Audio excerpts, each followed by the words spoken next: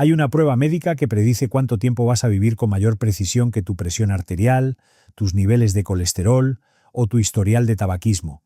No requiere una máquina cara, no necesita un laboratorio. Solo necesitas 4 metros de suelo plano y unos segundos.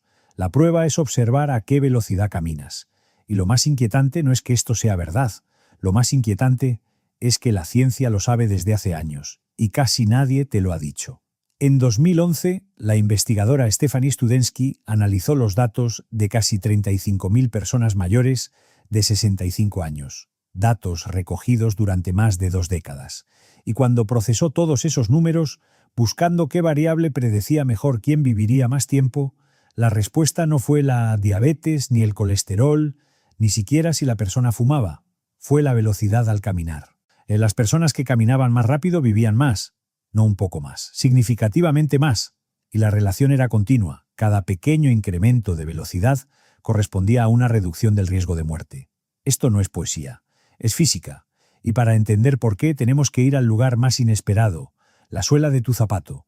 Cuando te pones de pie ahora mismo, si prestas atención, puedes notar que tu peso no cae sobre una superficie plana, cae sobre una estructura curva. El pie humano tiene 26 huesos, 33 articulaciones y más de 100 tendones y ligamentos organizados en una forma específica. Un arco, el mismo principio estructural que sostiene los puentes de piedra en Toledo o en Segovia. Ese arco no es decorativo, es un sistema de almacenamiento de energía. Cuando tu peso comprime el arco al caminar, la estructura absorbe esa energía como un resorte. Cuando el pie se levanta, la libera. Ese ciclo reduce el costo energético de cada paso en aproximadamente un 17%. Ningún otro primate tiene este arco. Los chimpancés tienen pies planos y flexibles, ideales para trepar árboles. El tuyo está diseñado para algo completamente diferente: recorrer distancias largas sobre suelo plano con un gasto mínimo de energía. Pero hay algo dentro de ese arco que es todavía más sorprendente y que casi nadie conoce. En la planta del pie existe una estructura llamada plexo venoso, plantar. Es una red densa de venas incrustadas en el tejido de la suela. Cada vez que tu pie toca el suelo, el peso de tu cuerpo comprime ese plexo y empuja la sangre hacia arriba, a través de las venas de la pierna hacia el corazón. Cada paso es una bomba. De caminar a un ritmo normal genera entre 60 y 70 impulsos de bombeo por minuto en cada pie. Eso significa que tienes un sistema hidráulico dedicado, construido en la base de tus pies, que solo se activa cuando caminas. Estar de pie no lo activa. Estar sentado tampoco. La sensación de piernas pesadas después de un día largo en una silla es, en parte, sangre acumulada en vasos que no han sido bombeados. Y ahora viene la parte que cambia cómo piensas al dar cada paso. Cuando caminas, tu cuerpo no se mueve hacia adelante. Cae hacia adelante de forma controlada. Tu centro de masa sube cuando pasas sobre tu pierna plantada, como un péndulo invertido, con el pivote en el suelo y la masa arriba. Cuando ese peso comienza a caer hacia adelante, la energía potencial se convierte en energía cinética, con una eficiencia de aproximadamente el 65%. Tus músculos solo tienen que suministrar el 35% restante. Un robot, intentando caminar con esa eficiencia, requeriría años de optimización, y la mayoría aún no puede igualarla. Tu cuerpo lo hace sin que seas consciente de ello, ajustando la longitud del paso, la posición del pie y la distribución del peso en tiempo real, calculando miles de variables por minuto que tu cerebelo resuelve mientras tú piensas en lo que vas a cenar. Tu tendón de Aquiles, ese cordón grueso que conecta el gemelo con el talón, añade otra capa a esta ingeniería. Durante cada paso, cuando tu peso carga el antepié, el tendón se estira y almacena energía elástica. En el impulso final, esa energía rebota y contribuye a la propulsión sin esfuerzo muscular adicional. Devuelve aproximadamente el 35% de la energía que absorbió. Entre la dinámica del péndulo y el rebote del tendón, el costo muscular de caminar es asombrosamente pequeño. Por eso puedes caminar durante horas sin el agotamiento que el running produce en minutos. Pero aquí está la pregunta que nadie te hace. Si el cuerpo humano es una máquina de caminar tan perfecta, ¿qué le ocurre cuando deja de caminar? La respuesta a eso es lo que la medicina convencional lleva décadas confundiendo con otra cosa. Y lo que descubrimos Cuando miramos dentro del cuerpo que no camina, es mucho más extraño de lo que imaginas. Durante más de un siglo, los médicos han estado cometiendo un error silencioso, no por negligencia, no por falta de inteligencia, sino porque la evidencia apuntaba exactamente hacia donde ellos miraban, y nadie pensó en girar la cabeza. Y el error es este. Hemos confundido el sedentarismo con el envejecimiento, y esa confusión ha cambiado la vida de millones de personas que nunca supieron que lo que les estaba ocurriendo tenía solución. Piensa en los síntomas que asociamos automáticamente con hacerse mayor. La rigidez al levantarse por la mañana, la sensación de pesadez en las piernas al final del día, la pérdida de equilibrio que te hace buscar la barandilla, el dolor de espalda que aparece después de estar sentado, los tobillos hinchados por la tarde, el sueño que se fragmenta a las 2 de la madrugada, la niebla mental que se espesa con el paso de los meses. Ahora imagina que alguien te dijera que muchos de esos síntomas no son causados por el tiempo que has vivido, sino por el tiempo que has pasado quieto, que no son el reloj biológico avanzando, sino el cuerpo respondiendo exactamente como fue diseñado a la ausencia de algo que necesita para funcionar. Un hombre de 70 años que camina 8 kilómetros al día presenta, en múltiples parámetros medibles, el perfil fisiológico de alguien 10 o 15 años más joven. Densidad ósea, volumen del hipocampo, presión arterial, marcadores inmunitarios, velocidad de la marcha. Todo apunta hacia una biología más joven. Mientras tanto, una persona de 60 años que apenas recorre 400 metros diarios puede presentar síntomas que clínicamente se diagnostican como deterioro propio de la edad avanzada. El calendario no explica la diferencia. El podómetro sí. Lo que estamos observando en ese segundo caso no es envejecimiento, es decondicionamiento. El decondicionamiento imita al envejecimiento con una precisión tan perfecta que durante décadas los engañó a todos. Para entender por qué el cuerpo se deteriora sin movimiento, tenemos que hablar de algo que probablemente nunca aprendiste en el colegio: la piezoelectricidad en tus huesos. Cuando la corriente eléctrica pasa por ciertos cristales, estos se deforman. Y al revés, cuando esos cristales se deforman por una fuerza mecánica, generan electricidad. Ese fenómeno se llama efecto piezoeléctrico. Se usa en encendedores, en micrófonos, en relojes de cuarzo. Y también está ocurriendo en este momento dentro de tus huesos, aunque no lo sabías. El hueso contiene cristales de hidroxiapatita en su matriz mineral. Cuando una fuerza mecánica actúa sobre el hueso, el impacto del talón contra el suelo, la compresión de la columna, la flexión del fémur, esos cristales generan una pequeña carga eléctrica. Esa carga no es ruido aleatorio. Es una señal reguladora. Los osteoblastos, las células encargadas de construir hueso nuevo, responden a esa señal aumentando su actividad. Más impacto significa más señal eléctrica, lo que significa más construcción ósea, exactamente donde las fuerzas se concentran: el talón, la tibia, el cuello del fémur, la columna lumbar. Las mismas zonas donde las fracturas por osteoporosis ocurren con mayor frecuencia. Esto no es una coincidencia. Es el sistema funcionando exactamente como fue diseñado. Y aquí está el giro que nadie te cuenta en la consulta del médico. Cuando dejas de caminar, la señal eléctrica se detiene. Los osteoclastos, las células que descomponen el tejido óseo, siguen trabajando a su ritmo habitual. Pero la construcción se ralentiza. La balanza se inclina hacia la pérdida. Los astronautas en gravedad cero pierden entre el 1 y el 2% de densidad ósea por mes. No porque el espacio sea tóxico para los huesos, sino porque la ausencia de carga gravitacional elimina la señal piezoeléctrica que indica al esqueleto que debe mantenerse. Los pacientes encamados en los hospitales de Madrid o de Barcelona experimentan exactamente la misma pérdida en el mismo margen de tiempo. El hueso no necesita un gimnasio, necesita el patrón específico de carga mecánica que caminar proporciona. Pero los huesos son solo una parte de la historia, porque hay otros sistemas en el cuerpo que dependen del movimiento de una forma que resulta todavía más sorprendente. Tu sistema linfático, la red que transporta células inmunitarias, elimina residuos y mantiene el equilibrio de fluidos en todo el cuerpo. No tiene corazón, no tiene una bomba dedicada. La linfa se mueve únicamente cuando los músculos que rodean los vasos los comprimen. empujando el fluido a través de válvulas de un solo sentido. La pantorrilla ha sido llamada el segundo corazón precisamente porque sus contracciones durante la marcha impulsan tanto la linfa como la sangre venosa hacia arriba, contra la gravedad. Cuando te sientas durante horas, esa bomba se detiene. Los linfocitos, las células inmunitarias responsables de patrullar tus tejidos y destruir patógenos, se acumulan en las extremidades inferiores en lugar de circular. El sistema de vigilancia no se apaga completamente, pero opera con capacidad reducida. La inflamación de tobillos después de un día de trabajo en oficina no es una enfermedad. Kevo es una bomba que no está funcionando.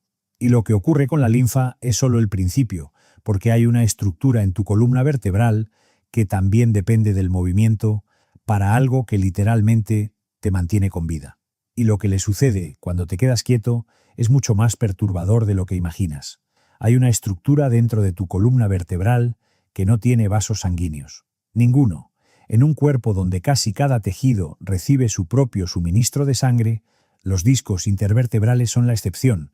Son islas de tejido vivo en un desierto circulatorio. Y sin embargo, necesitan nutrientes para sobrevivir. Necesitan hidratación para funcionar. La pregunta es cómo los obtienen si ningún vaso sanguíneo llega hasta ellos. La respuesta es caminar. Los discos intervertebrales, a esas almohadillas de cartílago que separan las vértebras y absorben los impactos de cada movimiento, se nutren mediante un proceso llamado imbibición. Cuando el disco se comprime bajo el peso del cuerpo al caminar, expulsa fluido residual. Cuando la presión se libera al levantar el pie, absorbe fluido fresco con los nutrientes disueltos en él. Es un mecanismo de bombeo pasivo que funciona exclusivamente gracias al ciclo rítmico de carga y descarga que produce la marcha. Caminar alimenta tus discos espinales. Sentarse los deshidrata.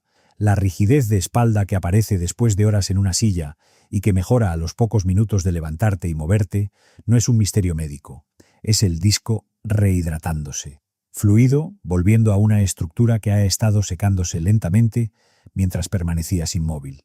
Y lo mismo ocurre con el tejido fascial, esas láminas de tejido conectivo que envuelven cada músculo y cada órgano del cuerpo. La fascia necesita presión mecánica para mantenerse hidratada y elástica. Cuando los músculos se contraen y se relajan durante la marcha, empujan fluido a través de las capas fasciales de una forma similar a como amasar pan distribuye la humedad por toda la masa. La rigidez de las primeras horas de la mañana, que muchas personas mayores de 60 años describen como sentir el cuerpo oxidado, esa sensación de que los primeros 10 minutos del día son los más difíciles, es en gran parte fascia deshidratada por el inmovilismo nocturno. Un cuerpo que camina a diario amanece con fascia más hidratada, más elástica, más dispuesta a moverse desde el primer momento. E incluso el sistema digestivo depende del movimiento de una forma que la medicina todavía no comunica con suficiente claridad. El peristaltismo, las contracciones musculares que desplazan el alimento a través del intestino, está estimulado por el movimiento rítmico del cuerpo. El estreñimiento en personas mayores se correlaciona con la inactividad física de forma más consistente que con la dieta.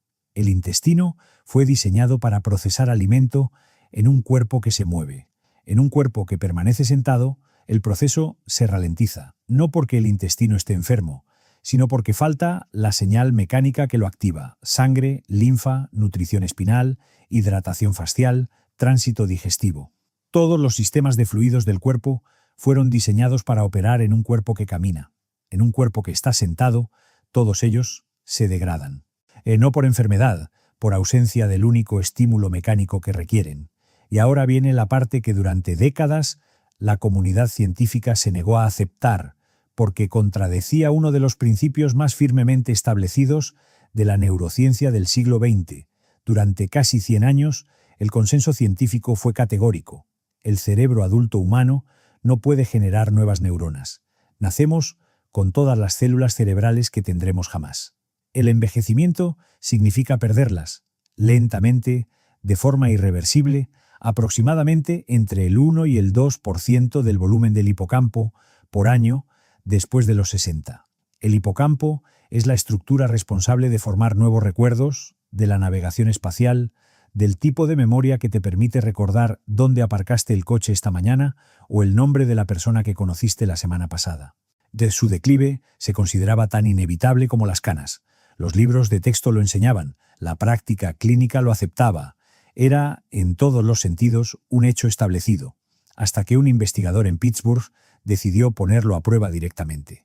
Kirk Erikson tomó 120 adultos mayores sedentarios, con una edad media de 67 años, personas que no hacían ejercicio con regularidad, y los dividió aleatoriamente en dos grupos. La mitad siguió un programa de caminata, 40 minutos a ritmo moderado, 3 veces por semana, durante un año.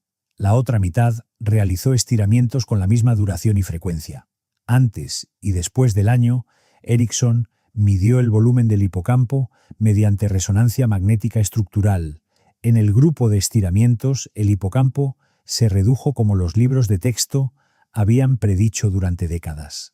En el grupo que caminó, creció aproximadamente un 2%. Un año de caminatas 3 veces por semana había revertido entre 1 y 2 años de atrofia hipocampal relacionada con la edad.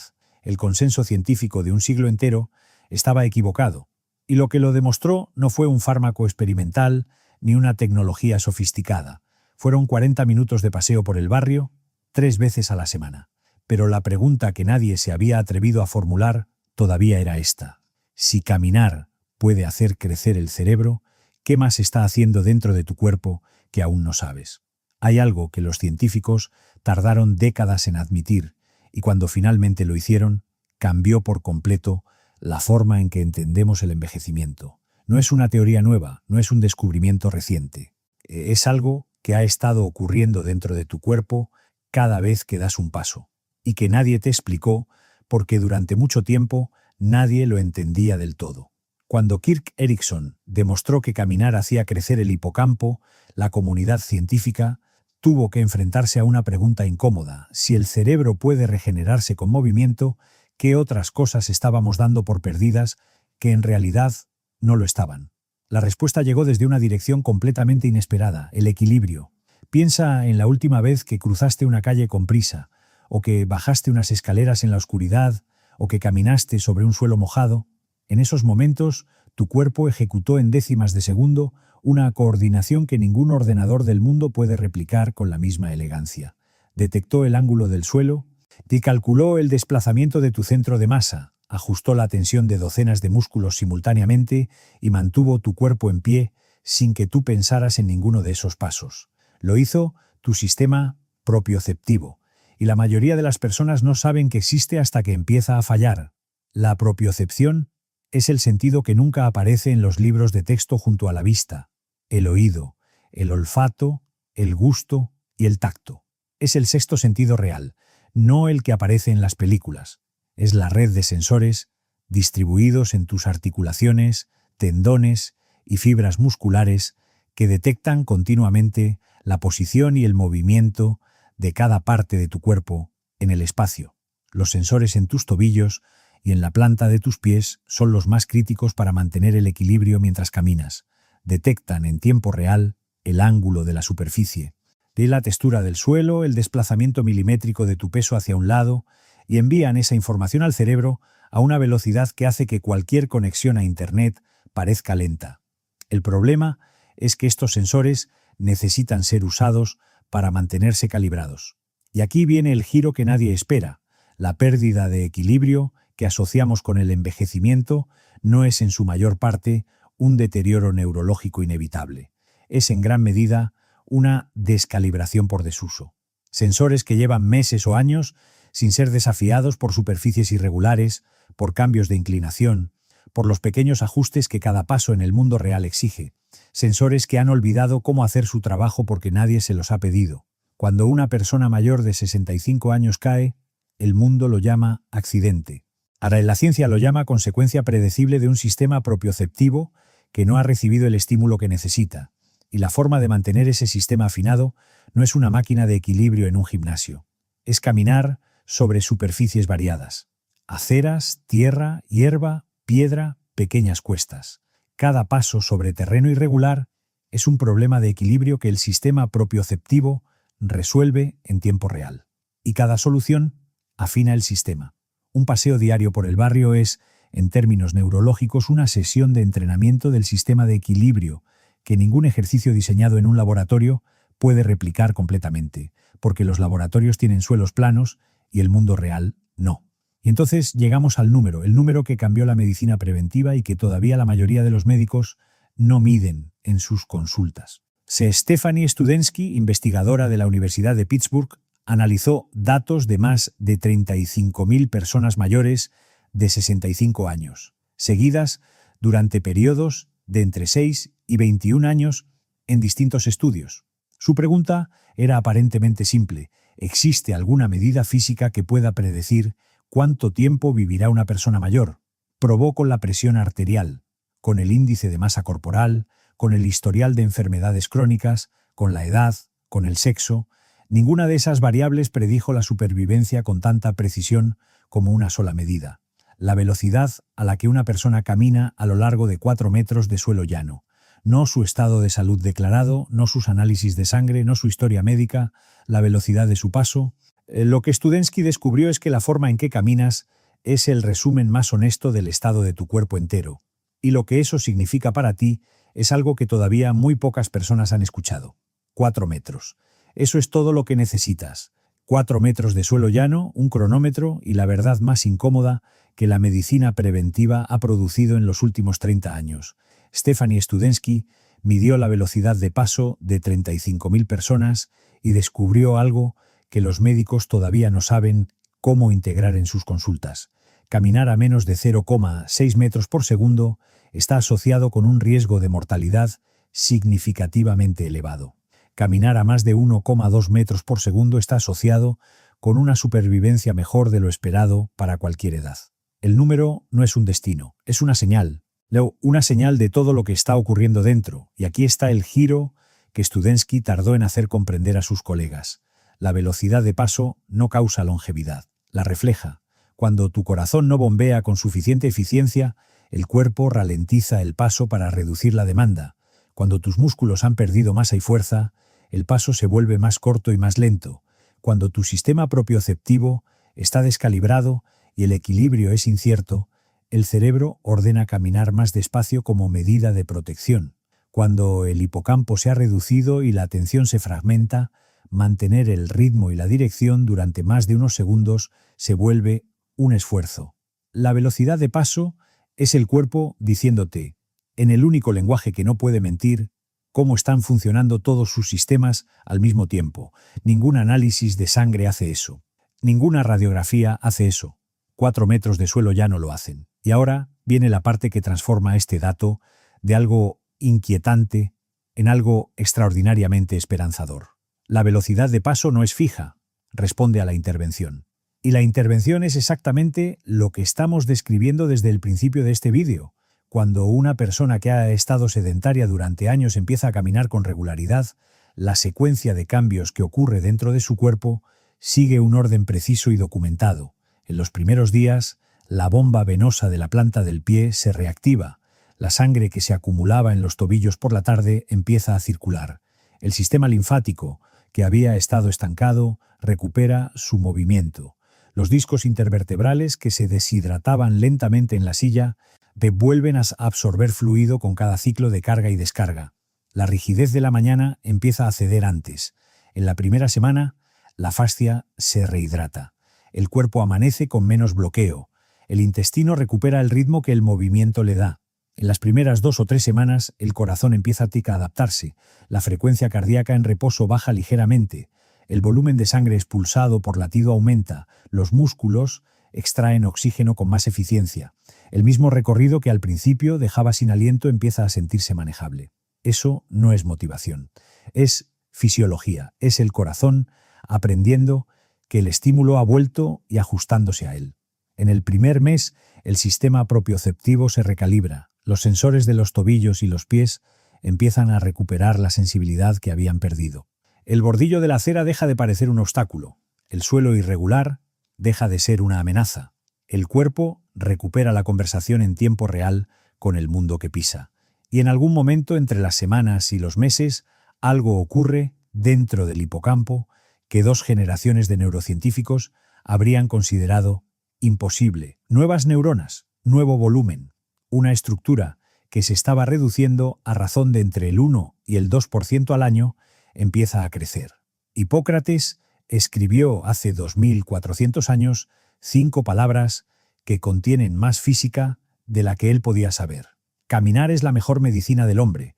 Cada mecanismo que hemos descrito en este vídeo, los huesos piezoeléctricos, la bomba linfática, la nutrición de los discos, el crecimiento del hipocampo, la velocidad de paso que predice cuánto tiempo vivirás, es la física que hay debajo de esas 5 palabras. La prescripción no ha cambiado en 2 milenios y medio. El cuerpo para el que fue escrita tampoco ha cambiado. Sigue siendo una máquina diseñada para caminar. Sigue esperando ser usada. No necesita velocidad, no necesita distancia, no necesita equipamiento, necesita pasos. Hoy, mañana, el día siguiente, porque cada sistema que el sedentarismo degrada está esperando exactamente el mismo estímulo para empezar a recuperarse. Y ese estímulo no se vende, no se prescribe y no requiere nada más que la decisión de comenzar.